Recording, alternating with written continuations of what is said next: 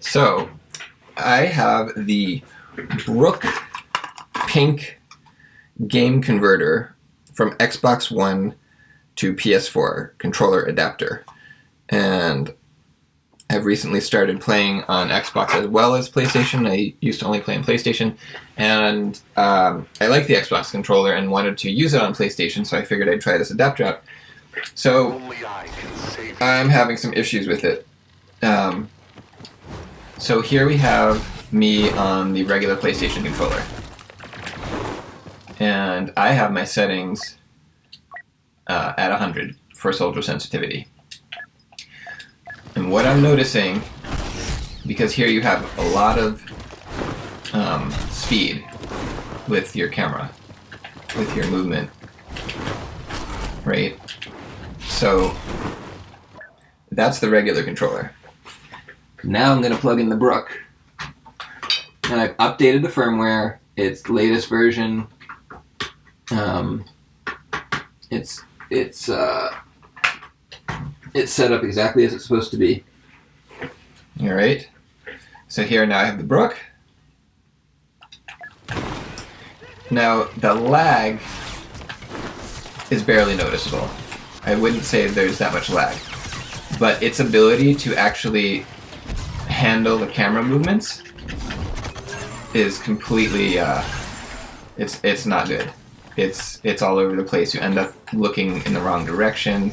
Like, whoa, like you just go up and down, and it can't handle the nuance of playing at super high sensitivity.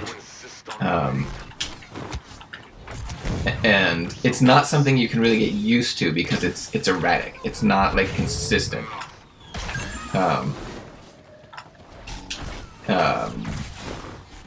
Its ability to translate at this level is not there. I think the button taps, it can kind of handle those and do that in an almost lag-free thing, although it's not perfect either, but that might be manageable, but controlling the camera is really an issue. So I'm going to switch back to the PlayStation controller again. Oops. I'm going to switch back to the PlayStation controller.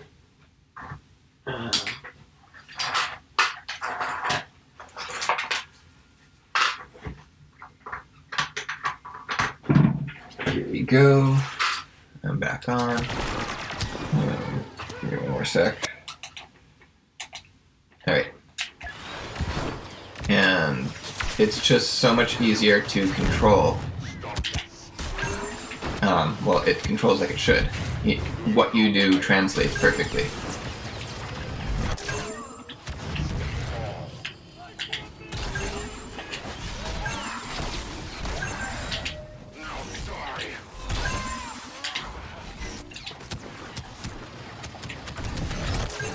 So, unfortunately, that Brook adapter doesn't work in these types of settings. It may work if you want to do like a fighting game where it's all D-pad, although I think you're going to lose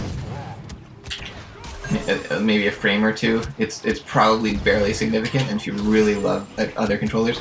But for anything where you're using analog, because there's so much data that has to be converted based on how you move that thumbstick, especially when you're at crazy sensitivities, it just can't cut it. It gets kind of lost. And it makes sense, it has to take the data and then change it and then send it out, and it has to accurately read it. So I'm going to switch back one more time just to... I don't know if you can tell, because this is definitely more of a thing that I can tell with my fingers. And again, I've used this on Xbox, and the Xbox controller on the Xbox feels very similar to the PlayStation controller on the PlayStation, as they should be. But this is just like, I can't even aim where I want to because it's like bouncing all over the place. It's really hard to control this. It's like I'm just all over the place.